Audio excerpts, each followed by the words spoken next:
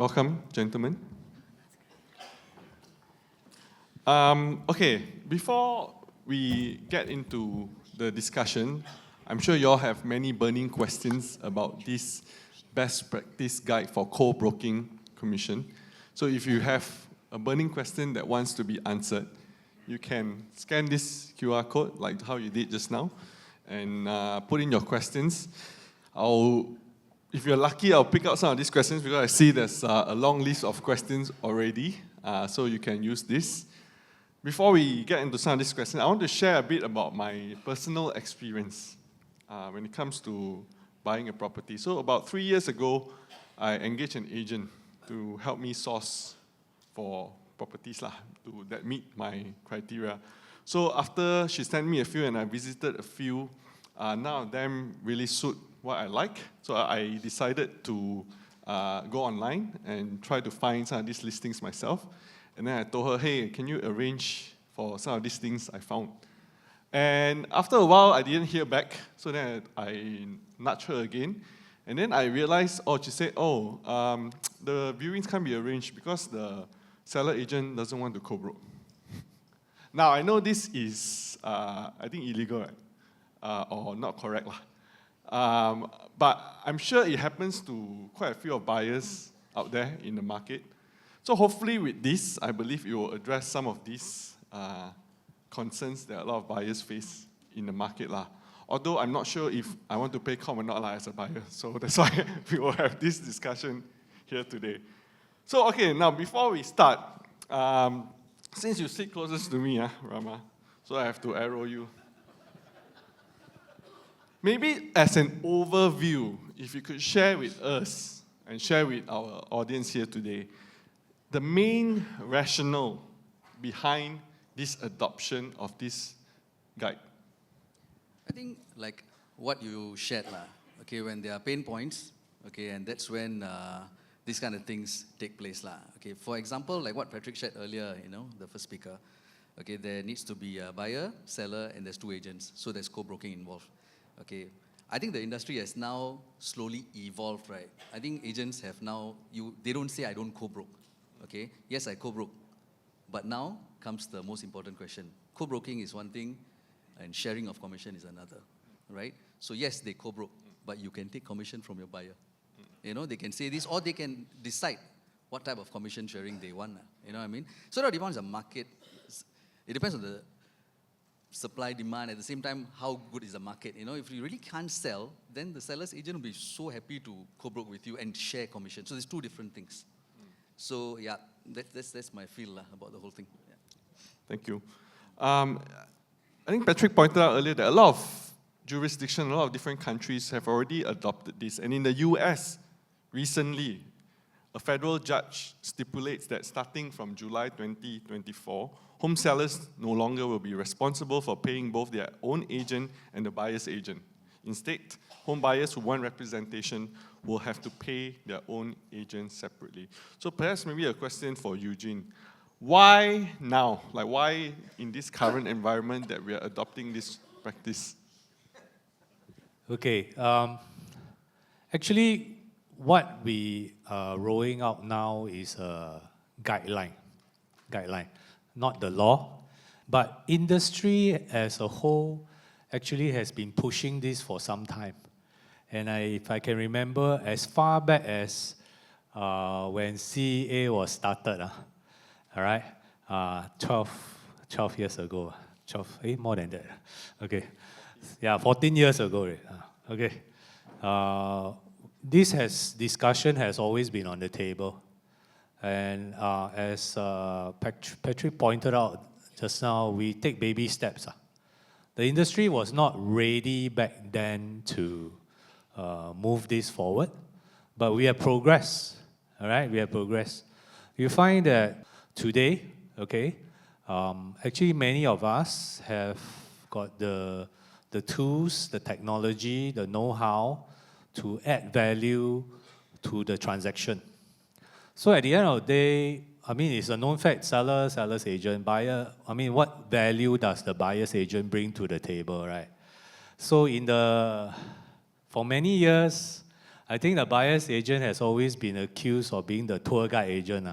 Tour guide. All right, no value. I just bring you around, drive you around. I mean, what's so difficult about that anyway? Why should I pay you?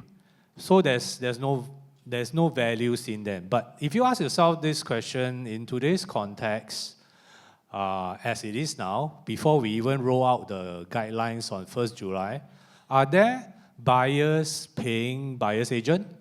Are there, I'm talking about private property, okay? Are there buyers paying buyer's agent? Are there tenants paying tenant's agent? Today's context, without a published set of guideline in the market? Answer is yes. Answer is yes.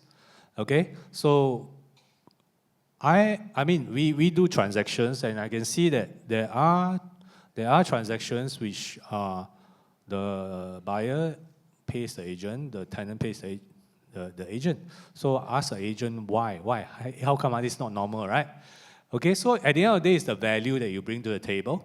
And if you are able to add value and the buyer able to see value, he will pay for your services. In fact, the people who are very clear about representation and very particular about representing their interests, they would willingly pay you for your professional services rendered. But I want to caution this, the standard expected of you is very high. The standard expected of you is very high. It is no longer a tour guide agent. You cannot be that. If you're a tour guide agent, he must well do it himself, right? Just like Bernard, he will source for the property himself, right? Because the agent is not up to the standard, right? So yes, the industry has progressed to a stage where it's mature enough to move this forward. And I would say it is not going to be a home run, all right? The market has, for many years, existed. The buyer don't really pay, the tenant don't really pay, right? So we have to start a new lap of this journey, okay? But we have to do it together. That's why this MOU was extremely important, that we all came together, okay, for this common purpose, okay? So we need everybody's help to move this forward. Industry alone, I mean, individuals alone cannot drive it. The industry alone have to move this forward collectively, right? Yeah. Thank you, Eugene. I think the timing with the introduction of the ecosystem and the technology makes it a suitable time, perhaps, to introduce this. Maybe moving on to Justine. Okay, I mean, I understand the benefits to the sellers, obviously, and then to buyers to a certain extent. But could you foresee or perhaps explain what would be some of the key challenges the industry will face when it comes to this introduction? Could you maybe share your views on this? Okay, maybe I think a lot of us on stage and probably a lot of us in the audience will be looking at this from the agent's perspective. That is our concern. But actually, I think sometimes we need to take a moment to also ponder about the customer side, right? That's still ultimately our paymaster and what this means to them. So you must imagine that for many years, they have been used to many of us offering buyer services complimentary, and for us to take the commissions from the vendor side. For us to, of course, implement this, I think the biggest challenge will actually come from the consumer side. And truth be told, I have to be blunt about this, we talk about the right time. Actually, if you think about it, there is no right time for this. In fact, today, it's going to be a challenge even greater than before. Why I say this? Because, let's face it, there are many platforms out there today. Even our government as well has created a platform now to empower our clients. And this will continue. With the democratization of technology and all that, more power will be going over to the consumer, which is like what Eugene said, the standard has to be very high in what we are willing to provide in order for an exchange of value. So I don't think the biggest impedance will come from us. Obviously for us, it's always nice to ask for money for our services, but the biggest impedance to us will come from the consumer. So maybe I'll share this story with you. A few years ago, I was making some plans to maybe move over to Australia. And one of my friends who lives there was just about going through a process of purchasing a home. And he said, oh, come over to Melbourne. Very easy for you to find a job. I think you're going to be making a great buyer's advocate. I was like, what's a buyer's advocate? Very simply, it's a buyer's agent. Now, I just explained the journey to you so you understand a little bit more about why they decided to pay for one. So they sold their house. They were looking for a new house. They went about looking at listings online on their own. They found a house that they liked. They made an offer, couldn't meet. They said, seller was asking a ridiculous price. Seller was saying, buyer is offering me a low ball. So they couldn't match. So they got frustrated. After 2 months of looking around some more, they couldn't find anything. Then their friend referred them a buyer's advocate. Now this buyer's advocate charges either a flat fee or anywhere between 3 to 4.5% to represent the buy side. And they decided to bite the bullet and say, okay, let's give it a shot. We've never had one work for us before. Let's try it. So the buyer's advocate basically does location search, valuation analysis, appraisal, and gives their expert opinion and assessment on what's a good property for them. And guess what? The house that they made an offer on came back into the radar. And in fact, after going through that whole process and paying the money, the buyer's advocate actually told them, actually, this house is perfect for you. And with that, they went in again to the same house, this time with the buyer's advocate's advice saying that your offer back then was not fair to the seller. But yes, at the same time, the seller's pricing is also a little bit off the market. This is the fair value. We should go in at this to have a decent conversation with the seller. And in the end, the deal was closed. And they said, so for them, they chose a fixed fee option. That fixed fee option was 20,000 Australian dollars. And they told me, we have never been more happy to pay that $20,000 because in the end, it got us the dream house that we wanted at the price that the seller was happy for. So in this process, you can see the ultimate question, I think like what Eugene was saying as well, is the value that we are putting on the table today. Keep in mind, like I mentioned earlier on, that technology today is empowering the customer. So like Bernard was just now telling the story, right? How come he's the one looking through the listings? Shouldn't the buyer agent be paying him instead? Because he's the one scouting through the listings. So it's a chance for us to impose and inspire our buyers to say, hey, now we need to charge. The question is, how come and why we need to charge and what are we really truly putting on the table? I think like what Eugene said earlier on as well, tour guide, right? Before this is so easy to say, hey, you come lah, see property through me, very easy, I just bring you around. Really like a tour guide. If that really is your value proposition, I'm sorry. It's not worth much today because a Grab driver and a good GPS system can do that also. Right? So I think this is a chance for us to elevate ourselves, to really qualify as well with our stakeholders, our customers, why we are worth that money, and then start redefining and redesigning our value proposition as buyer's advocate. And I think with the market sophistication today, to be honest, yes, there's a lot of empowerment to the buyers out there with tech and all that, but sometimes there's also analysis paralysis. So perhaps that's our value coming into the proposition of then making sense of the market. So these are just, I think, some of the thought processes to overcome the challenge, which I think will come more from the customers than actually all of us. Thanks. Thank you, Justin. Question for Derek and Jerome. I think you all are quite involved operationally in your respective agencies. So, and I'm sure you've seen a fair share of disputes when it comes to co-broking. So, in your view, perhaps you could share with us, how would this help resolve some of the common disputes that you're currently seeing today? Or would this, because now you no longer have to share your commission, right? So how would this help? And do you think that it would be beneficial in the long run?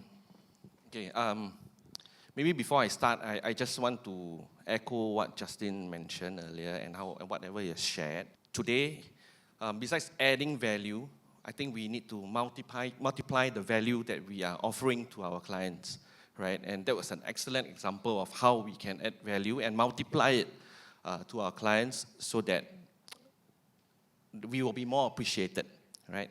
And what Eugene mentioned earlier about how these best practice guidelines can help all of us and for all of us to work together more closely and professionally and ethically, right? And with these best practice guidelines, I think when it's in place, when we manage disputes, I believe that there will be a lot easier because we are advocating for our agents, for all of us here to negotiate and to agree to our commission sharing earlier, right? Even before you start the transaction. It's very important that we all come together and agree to it before getting anything done. The very common dispute that we get is end of the day, when you finish a transaction, we come in, hey, we didn't agree to what was shared, what we're going to share, and that's where all of us got to come in together and solve the issues that our agents face today. Yeah. Thank you. Jerome, you have anything else to add to that? I think one of the disputes that we commonly get from, I would say, consumers are actually, hey, you're my agent, you're collecting a commission from the seller's agent, all right? Are you representing my best interest? Yeah. So a lot of times when our salesperson actually come to us to ask for advice, hey, I'm collecting a commission from the seller's agent. Am I putting in the best interest for my client? A lot of them actually face this question and face this dilemma. Am I supposed to bring them to a higher commission, or am I supposed to get them the perfect dream home? So that's actually one of the common feedback that we get from salespersons.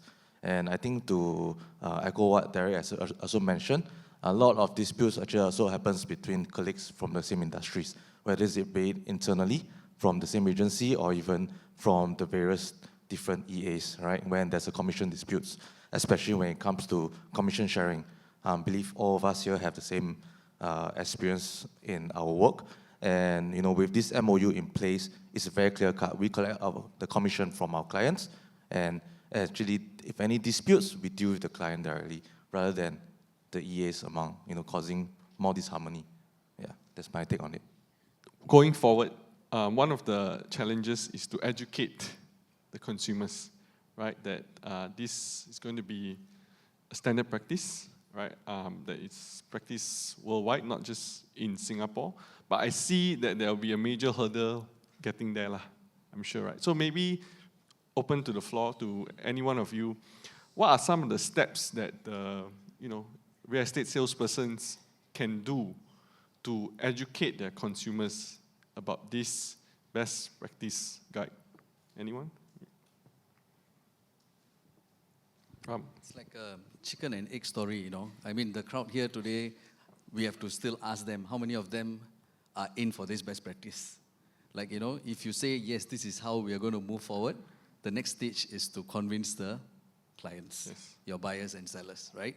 So now, what if some properties can't be sold and the co-broke agent needs the help of the other agent that he's co-broking with, and he's willing to share? So I think, since it's called a best practice and it's not, in stone, so it's still open, They have a choice between asking from the clients and also to co-broke with the agent, or rather commission share with the agent. Yeah, I think it's better to have these best practices, and like what you mentioned earlier on, it's good that you start talking to the clients, your buyers, that why they should be paying you a commission, and what you bring to the table, like the gentleman have said here. Yeah. Now that's interesting. Now maybe we could take a vote from the floor, right, to get a gauge of their affinity to this. Now, how many of y'all are for this best practice guide? Maybe get a show of hands. How many of y'all for this best practice guide?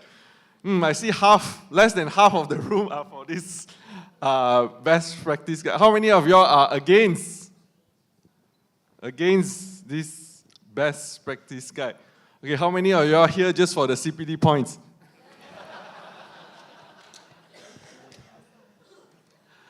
Okay, Eugene, anything else to add in terms of how we could educate the salespersons and in turn the salesperson can educate the consumers?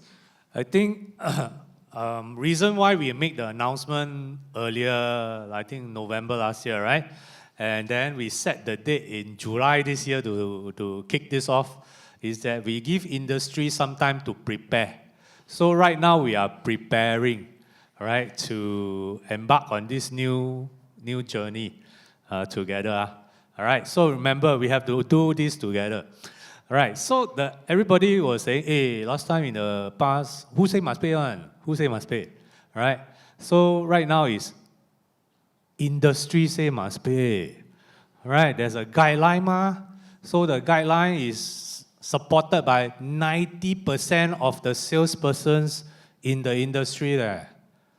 The parties that signed the MOU, all of us, plus other agencies, all right, you tally up the head count, is 90% of the 30 over 1,000 salespeople, right, Adam?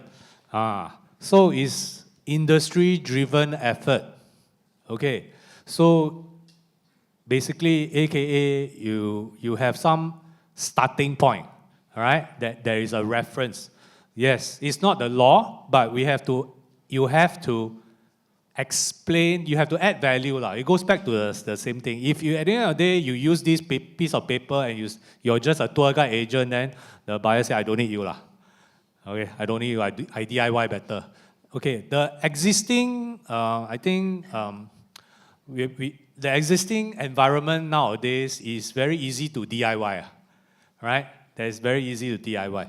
But what the existing environment also creates what we call analyze until paralyze.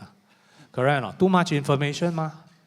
Right? So our job as a buy-side agent or a tenant's agent is to guide, advise, okay? And not just plug from the sky. You have to make sense, make complicated things easy to understand, so that your client has the necessary information to move forward together with you. Okay, so notice I use a lot of the word together. You have to move together, right? You cannot just dump everything on him, then he must well do himself. All right, so it's a very consultative kind of thing. All right, you have to hold your client. It's not easy, especially you're working with buyers and tenants. All right? So at the end of the day, if you feel that this is too tough, then there's always the sell side. Right. There's always the sell side, there's always the landlord side. Right? Why you want to restrict yourself to the buy side? Okay, so for us, we have the flexibility to decide. Because at the end of the day, this guy is telling you to work for him, but he's not paying you. Very difficult, no? Yeah, especially in a market where certain times the co-broke commission is very tight, correct? Then it becomes a very difficult situation. So, and yet you have to, because you are the buyer's agent or the tenant's agent, you are still 100% responsible, no? Whether he's paying you or not paying you, right, for him. So, the equation don't sound right, from the start, right?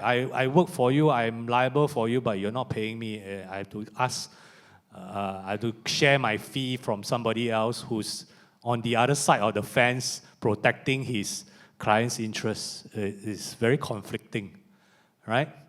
Yeah. So that's why, we need to move this forward together, okay? I believe it will not happen overnight. There will be resistance. But just like many years ago when we started with HDB, why the buyer must pay commission? Why? Okay, it started that way, right? So it became a practice, right? And it become accepted. So it has to start like this, right? And at least now we have a piece of paper called a guideline, right? And this guideline is supported by 90% of the salespersons. Yeah. That's your basis to start. I'm going to play devil's advocate a bit. Just now, because when I asked if anyone's against this, I saw a few show of hands. I guess perhaps the reason why they're against it is because maybe they're representing most of the time the buyers or the tenants.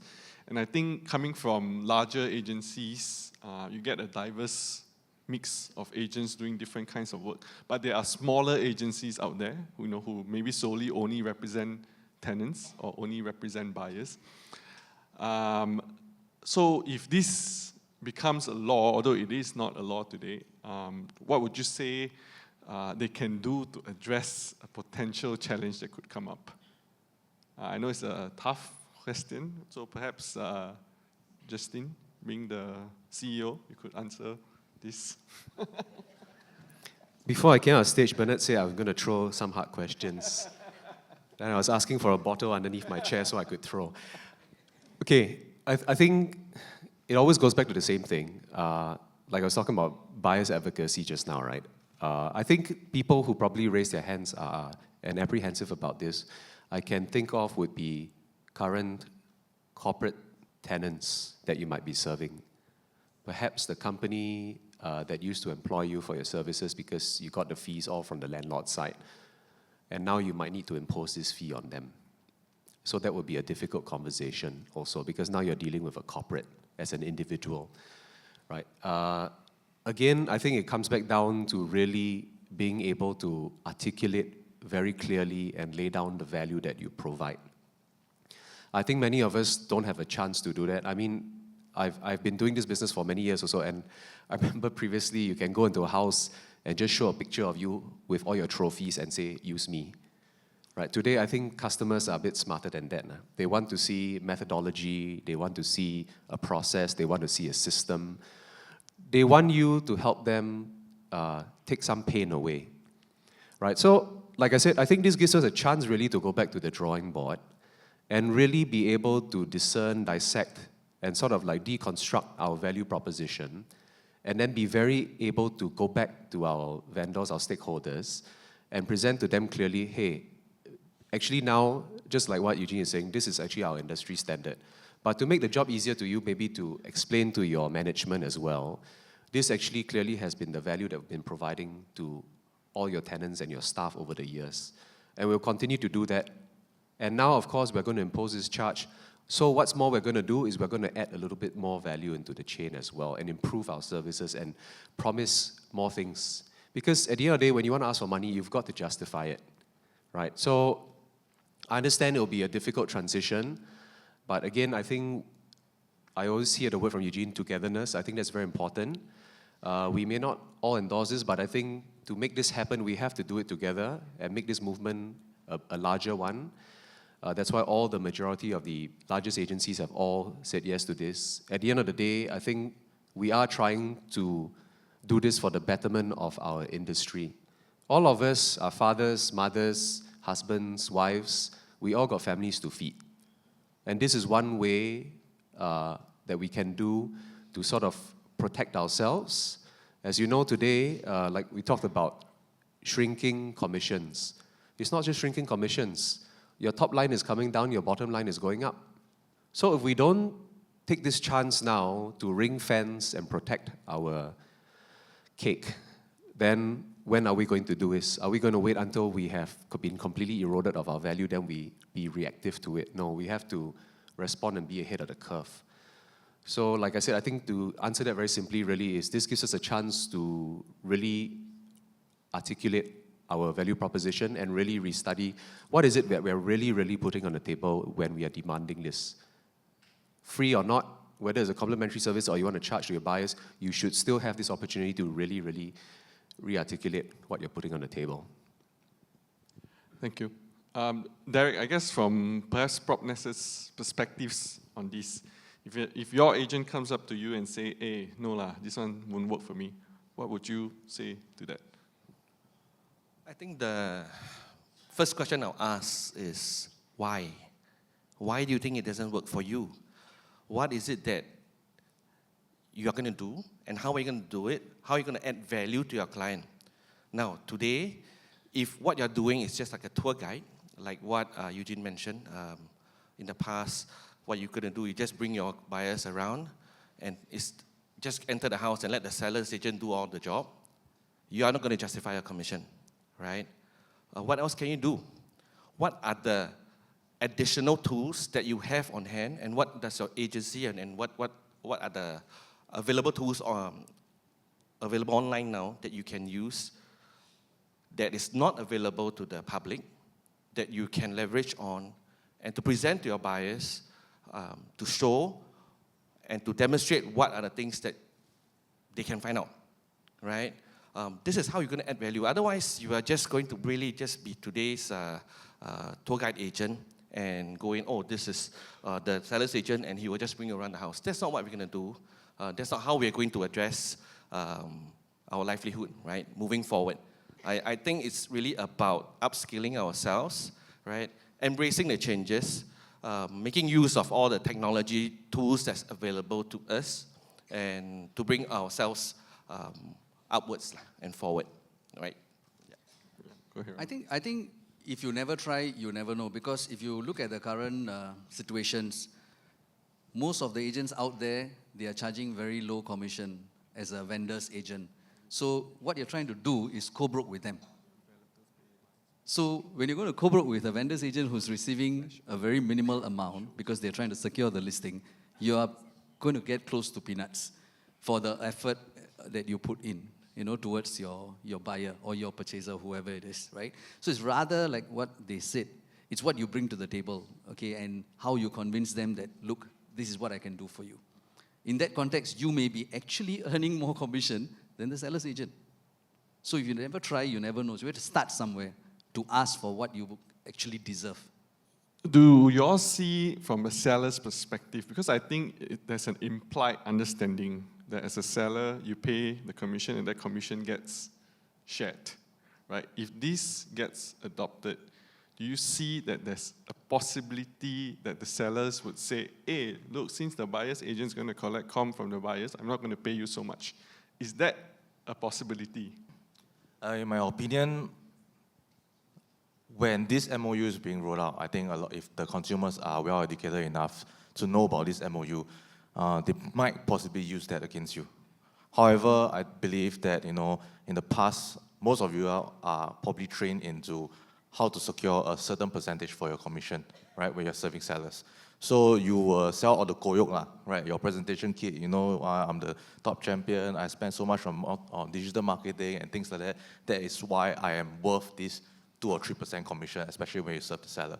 So the same applies back when you serve a buyer, right? You show the value of why you need to be paid for that amount of commission, all right? So for the seller's part, if they try to discount you again, which eventually at every conversation when you first pitching, they should try to discount you one, absorb GST, maybe 0.75% or 0.5%. How many of you sure ever faced this situation before? Sure have one, correct? So at the end of the day, it's about showing your value on why actually, even though this MOU is out, you do not need to share your commission anymore, why you should still be worth that commission that you're paid.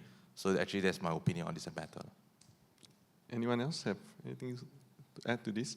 If not, I wanted to flash that table, the table where the different fees are paid.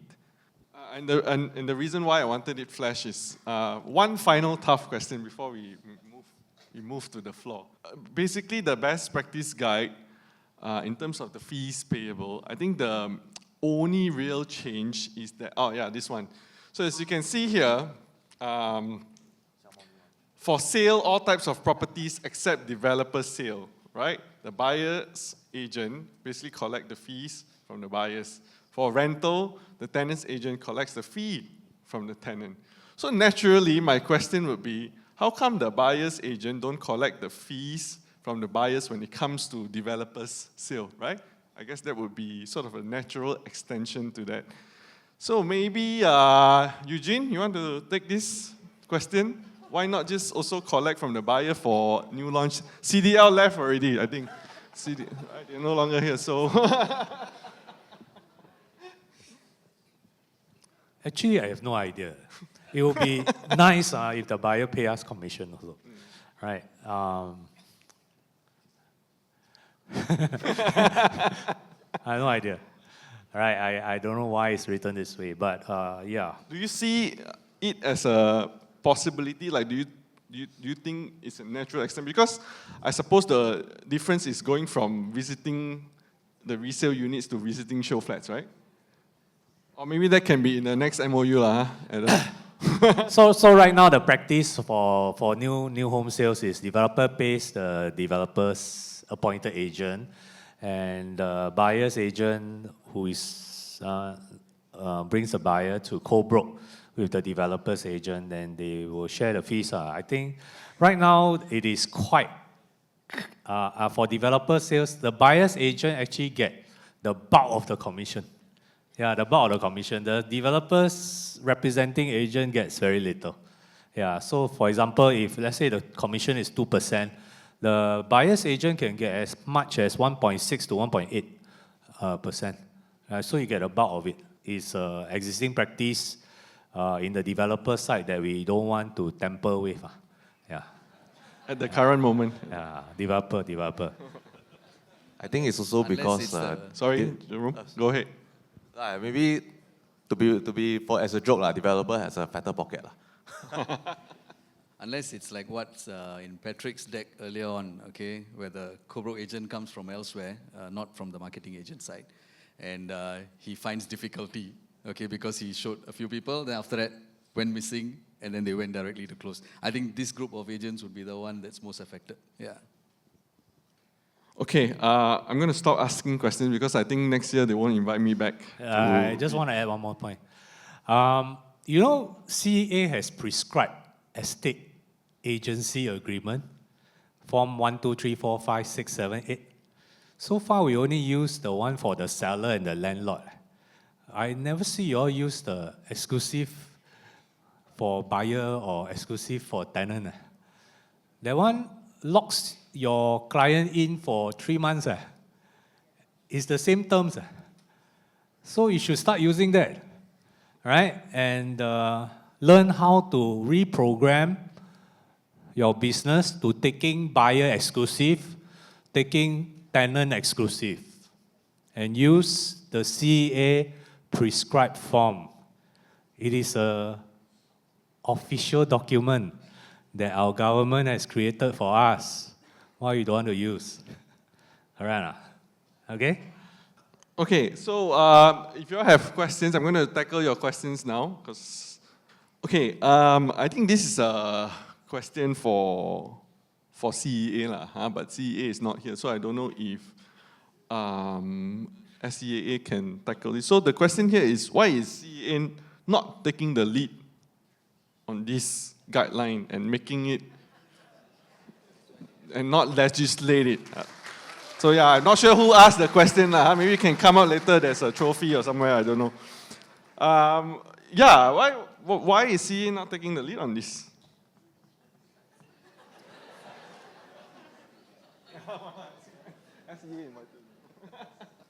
Is there a need to, I guess the question here, is there a need to legislate this?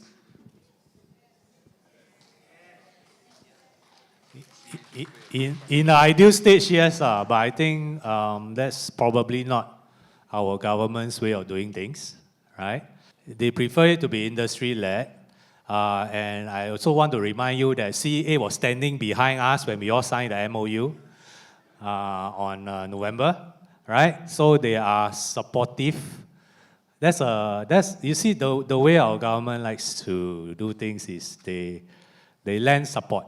If they don't lend support, they will not be standing behind us when we sign the MOU. Okay? So in short, our government cannot pass a law to force you to pay money. It doesn't work that way in Singapore. All right? So again, they prefer the market to drive this, and they are 100% behind us. All right? When we agree on this. Thank you. Anyone else has anything to add on this? My opinion on this is whether if they were to legislate this entire MOU, is it a compulsory for buyer to pay a commission in the first place? As for example, other countries, right? In the US, where the buyer must pay a commission just to transact a deal. It becomes a transactional cost, like a buyer's stamp duty. So if they don't legislate that and make it compulsory for buyers to pay a commission, then suddenly all your buyers disappear just to save their commission. Right? I just go direct to the seller, and then suddenly half the business is gone. So I think that's a very, very important thing that luckily they did not legislate it yet. Oh, okay. Maybe some misunderstanding there. Other country, US, Japan, all this, it's not the law. Not law. It's just that it's their market practice. Okay, they have very strong advocates. All right, advocates. Their industry body is powerful. Okay, so the ruling that we talked about just now, the judge passed a ruling, yes. is based on this reference, that there is actually industry practice. It's not a law. No country can mandate, no government will mandate the payment of fees and how much. Won't happen. Only stamp duty, yes. Right, stamp duty, ABSD, yeah. Pass as law, must pay. Justine, you want to add? Okay, maybe I'll just add on. It'll be wishful thinking to think that the government will just come in to impose this. It's very tough to do that, right? Because what is the biggest issue the government is facing in terms of property now? Affordability, right? And now you want to slap the greater society a higher charge each time you sell or buy a property. You have to think in that mind frame as well, right? That's why sometimes I say we need to look at it from the other lens. We are in this room as agents together, but we are also homeowners, right? And we also do complain sometimes, housing prices so high, right? But that's precisely why we are in this business. But yet at the same time, when it comes to our turn to transact the property, then we'll, I remember my partner, when we were selling the house, right, was saying, you see, housing prices so expensive now. I don't know how to buy a house. Then when it came to pricing our own house, it's like, our house is worth so much more. We should price it higher. It's always, we are in this business, we know buyers and sellers psychology, right? Yeah, so I think we must be very mindful also. We can't impose such things so quickly. But in order for us to do that, and I can see there's a tremendous interest in the audience for us to move in that direction, is for us to collectively start this movement first. And if there's traction, and it's not a huge rebuttal from the customers at large, and we're still able to prove this as a business case, I do think eventually we may be able to move into something more concrete, right? So, but like what Eugene keeps saying also, right, we have to do this together first. We can't just expect the government to come in to also impose. It is not quite right for them to do that. I just want to reiterate one thing. It took us 14 years to get them to stand behind us on this matter. So we are making some headway, okay? So let's continue to work together, okay? Look at it. Don't look at the negative. I want all of you who serve buyer and serve tenant, look at it. What's your motivation to get this going? You will never have to negotiate with the seller's agent for your share of the commission again, because you are paid by your client for what the value of the services that you bring to the table. Focus on creating that value. Focus on engaging your customer and add value. I believe together we can move forward. Okay, so I say it will not happen overnight. Okay, the government is not going to pass any law. Forget it for now. All right. So let's do it step by step. Okay. Again, 14 years to get to this point. Okay. Let's not waste it.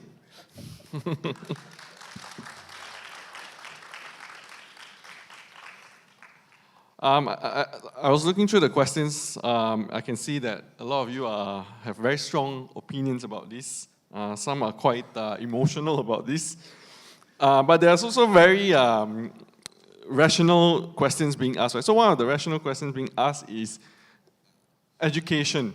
Right? I think that's a point I brought up. But also education to your agents and education to the consumers as a whole. Since this MOU is signed, are there concrete steps that have been taken or will be taken to educate the public and also the agents in your respective agencies or even at the SEAA level?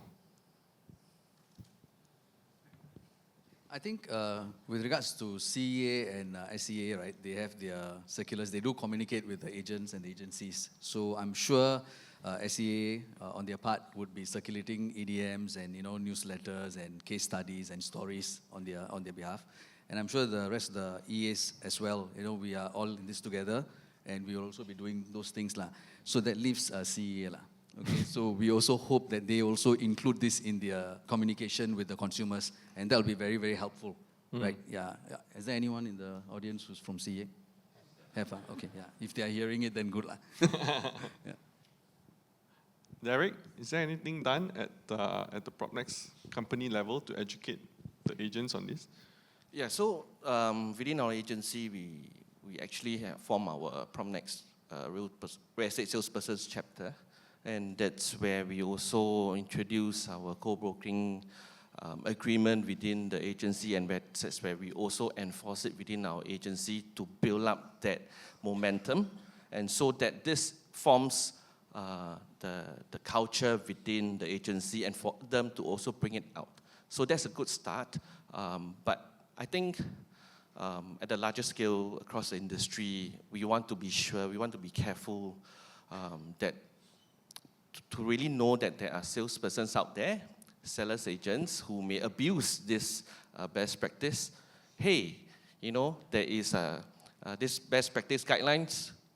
Why don't you go and get your commission from your buyer, right? When we know that we're still taking baby steps towards getting this done, getting the consumers to understand that, hey, there's these guidelines, and today I want to prove my value to you to let you pay me for my services.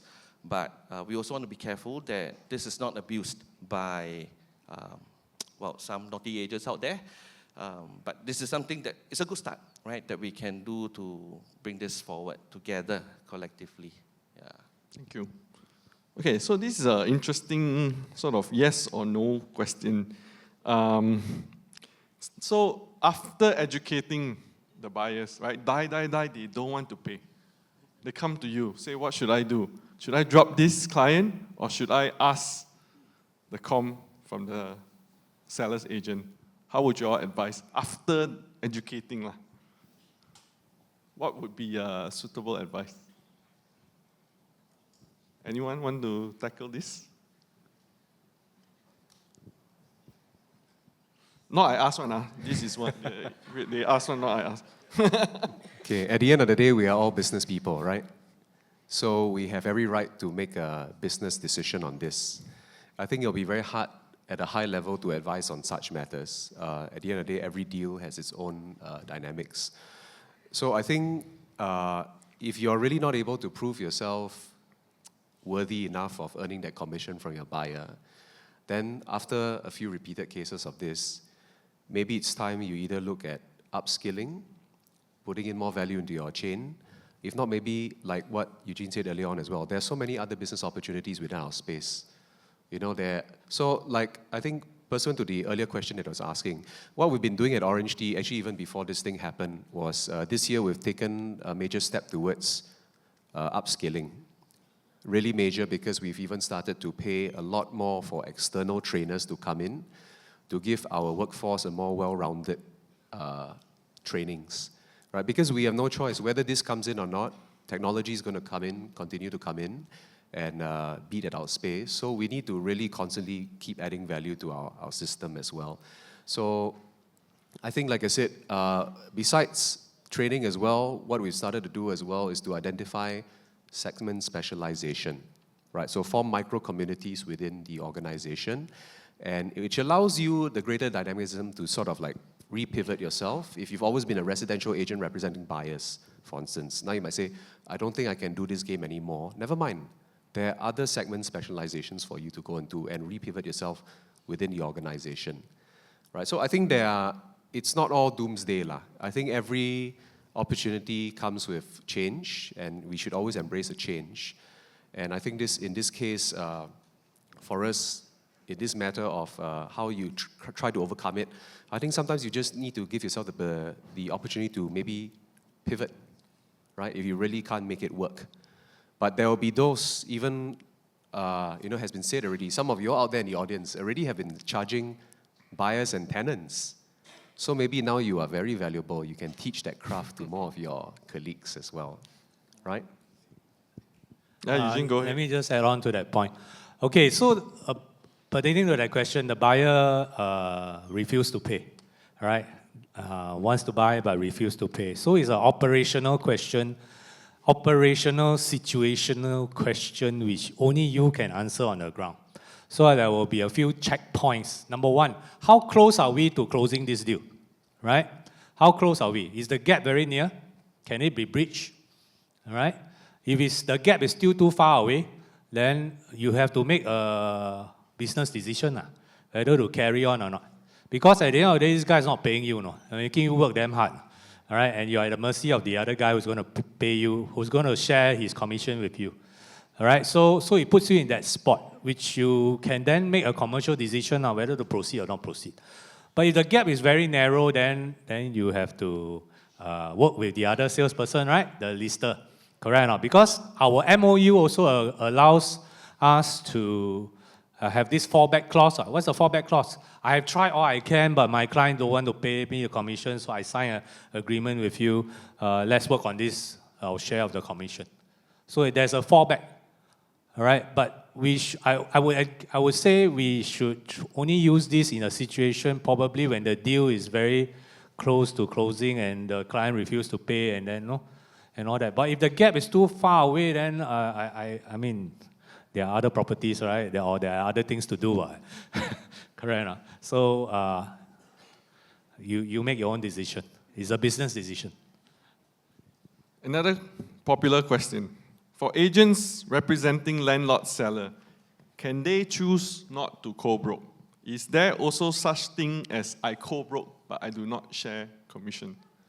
That's exactly what I said first. Okay, so co-broking is one aspect of it. Sharing commission is another aspect. So when you say I don't co-broke, you may end up in trouble. You may end up in trouble. Okay, but now that's why it's always important to ask and talk about this sharing, commission sharing, upfront. Because if it doesn't work, it doesn't work, right? So you can't fault it, because today we have agents who actually screenshot the clause from SEAA saying that I'm not wrong not to share my commission with you. Are you all aware of that? Yeah, so they can actually send to you this. So to answer that question, yes, they can, but they cannot say, I cannot co-broke. They are allowed to show you, I mean, they will show you the place, but they may suggest you to get commission from your own vendor. But then again, if you bring value to his table, okay, then you can still ask, hey, I can bring this value. Whatever your asking price is, I can get this because my client is willing to get, but are you still not willing to share with me? So you can still ask. So like I said, you never ask, you never try, you never know. So that's what everyone's saying. You have to start, employing these things. And maybe there's an opportunity for new trainers to come up with how to get commission from buyers and tenants moving forward. Yeah. You all have a few questions for me. I'm just a moderator. I don't know why you all have questions for me. So the question is, Mr. Bernard, would you now be willing to pay the agent when the agent assists you when it comes to your home purchase? So I would, if the agents can source for listings that are not available in the market for me, right? If I can, well, yeah, but not everything, not all properties are online, right? There are properties that are offline, they're off the market, right? If you're able to add value to me that way, then yes, I don't mind paying the 1 or 2%, because that's something that I would not be able to do myself in the first place. So I guess, I hope that answers your question. I'm not sure if that's the answer you want to hear, but I guess from a buyer's perspective, that would be a common understanding. Okay, I think we are running out of time, right? So maybe just last words from the panel to perhaps describe the ideal situation, 2 to 3 years down the road, right? What is the ideal situation or the best sort of practices that you would like to see when it comes to co-broking? So maybe we start the other side, don't leave first, can they leave now? They leave now, they don't get CPD, correct? Yeah, but if you leave now, sorry, no CPD points for you. Almost 2 minutes, 3 minutes. Okay, come. It's hard to predict what's going to happen in 2 to 3 years, but I hope that with every new challenges that come forward, we will, with the consumers, we help to adopt all of this. And in 2 to 3 years' time, I hope that the consumers are willing to see the value of paying a salesperson on why they should engage them, especially on the buyer and the sales and the tenant part. So it's all about a collective effort on educating the consumers on why they should pay you. I think this word, one or two words, value add, has been floating around this entire conversation. So I think take this home and digest on what should this value add mean to you, right? To your business and to your consumer. Thank you. Derek? I think let's all come together as best as we can and act ethically and honestly towards each other in all our real estate transactions as best as possible, all right? I think that's really the way moving forward. Then only we can do our best for our clients. That's all. I think this, like I keep saying, this is really an opportunity for us to reinvent the wheel a little bit about what we have to put on the table. My personal wish, the wish list in 3 years' time, sometimes I call back to NUS to do panel discussions and talks with the students. And I can tell you, I'm usually on stage with like consultancy, developer, then maybe me as one representing one of the agencies. Do you know most students today still gravitate towards, of course, the consultancies and developers as a career? And they still don't see this industry as something as respectable as the rest of the players in the stream of real estate. So this is our chance, really, to rework and really re-articulate what we can do for people, what we can do for society, the word ethically as well, and to keep a sustainable business for all of us and our families. And hopefully, in 3 years' time, when I go and sit on the stage in NUS, they will have a lot more questions for the agencies, and a lot of them will come to us and say, this is a true profession that I have aspiration to want to join. Not because I want to drive a nice car, but because I think this is a really good industry that I can build a very solid foundation with in terms of real estate investment, client advisory, relationship management. That's the dream that we have, and I think this is the right direction for us to build upon that. Thank you, Justin. Eugene? Okay, over 3 years, I'm quietly optimistic we will move somewhere. I believe market forces will take care of itself. It's not going to be easy to start, but we have to start. And if we collectively do it, I think, like I said, we need to change some of the mind. Firstly, we have to change our mindsets. Look at the positive. The positive is you're probably going to earn more, all right, than before. Okay? You're not going to be put in a position of conflict, right? And you never have to ask the other side to share with you. Clients know how much they are paying you, and they're paying you for the value that you bring to the table. So the ideal stage. So I believe the market will take care of itself, but everybody needs to move along together. And we will get somewhere. Okay, maybe not 100%, but in 3 years, I believe we will be quite different from today. All right? But we all have to work together. Rama, last words? Actually, the real estate industry has gone through a lot of transformation over the years. Okay, and the current commission structure we have is also a guideline. So what we have put up here, the best practice, is another phase of the transformation. So it's in your hands, the agents, to push through with this, and let's do this together. We have to move forward, especially with the HDB's new portal. Things will start changing again, right? So we still have to reinvent ourselves, like how they have said earlier on. So again, we all have to work together, like what everyone has shared. Yeah. With that, please help me thank the panelists. Give them a round of applause for their time. And also thank you for staying out. Raymond? Thank you, panelists, for an engaging discussion. Let's invite our president, Mr. Adam Wen, on stage again to present the token of appreciation to all of them. Panelists, can you stand one side? Then we will present the token one by one to all of you. First up, I'd like to present the token of appreciation to Mr. Bernard Tong of HProp. Thank you for speaking and being our panelist moderator.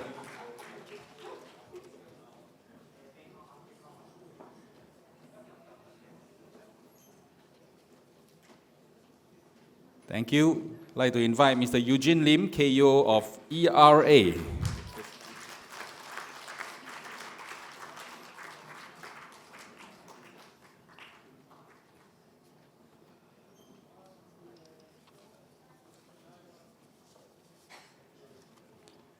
Mr. Rama Subramaniam, KO of SRI.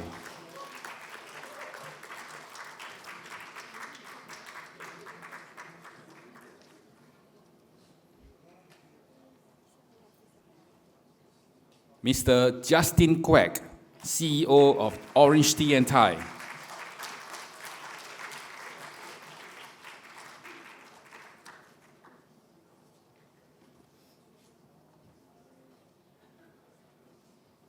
Mr. Derek Law, Agency Operations Director of Procnex.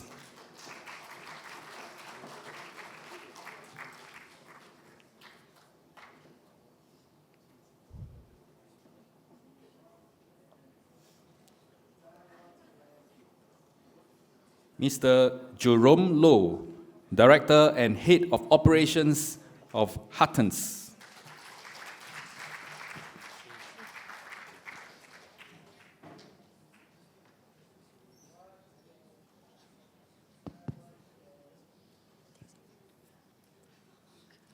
Last but not least, we want to thank Mr. Raymond Khoo, Head of Agency and Senior VP, and who's also of OT, Orange Tea, who's also our lovely host for today. Thank you.